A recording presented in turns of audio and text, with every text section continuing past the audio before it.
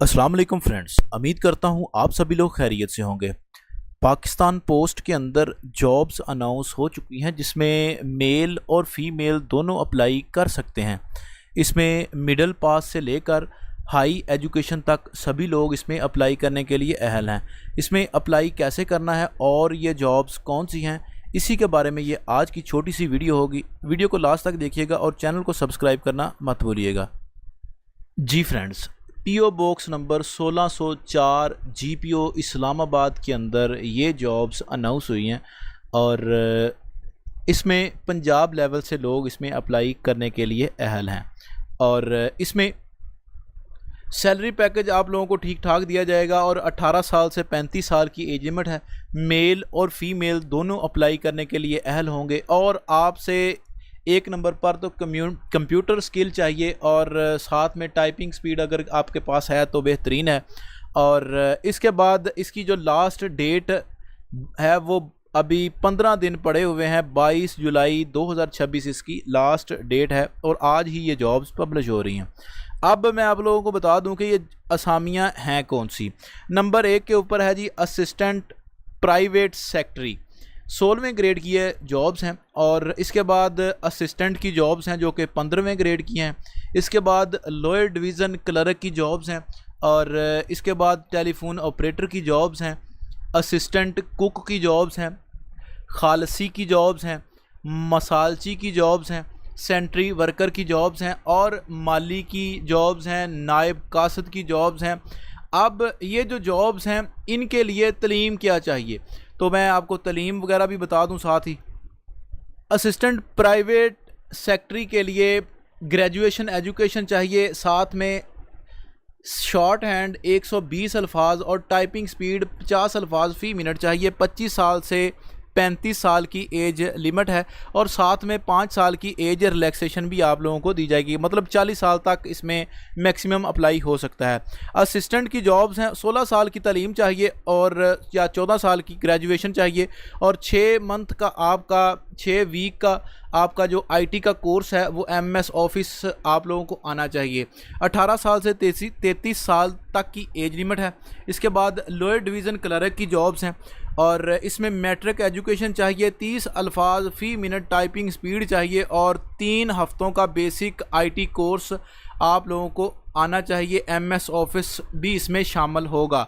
18 साल से 30 साल की एज लिमिट है और इसके बाद टेलीफोन ऑपरेटर की जॉब्स हैं और इसमें इंटरमीडिएट यानी कि 12वीं पास एजुकेशन चाहिए और साथ में 2 साल का एक्सपीरियंस चाहिए या फिर इससे रेलेवेंट कोई भी आपका अगर आर्मी से रिटायर्ड हैं और आप लोगों आर्मी सिग्नल क्रॉप में के अंदर आप लोग काम करते रहे हैं तो आप इसमें अप्लाई करने के लिए अहल हैं।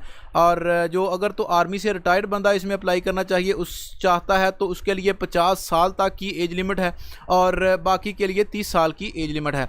और इसके बाद असिस्टेंट कुक की जॉब्स हैं, मिडिल पास एजुकेशन चाहिए और 5 साल का कुकिंग का एक्सपीरियंस हो, उसका होटलिंग का, गेस्ट हाउस का या रेलिवेंट कुछ भी अगर होटलिंग के बारे में उसको नॉलेज हो तो इसमें अप्लाई करने के लिए अहल है। 33 साल की एज लिमिट है। इसके बाद